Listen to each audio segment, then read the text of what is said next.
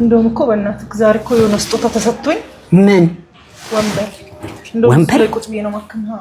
ስልጣን ሰጥቶሽ ነው ልካይት እኮ የትኛው ወይኔ እጃችን ታጠባለን ድጋሚ እንታጠባለን በቃ እንደው ቼክ እናድርግ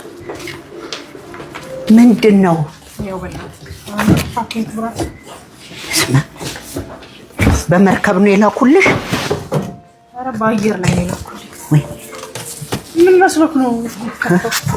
ወንበር ነው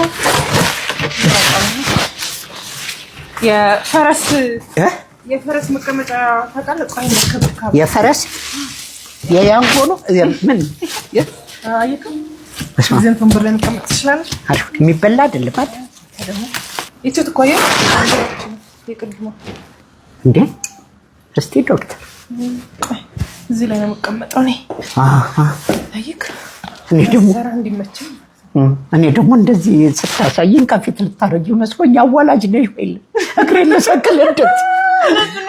እግሬን ላረግ ነበር እሱ እስቲ አርግ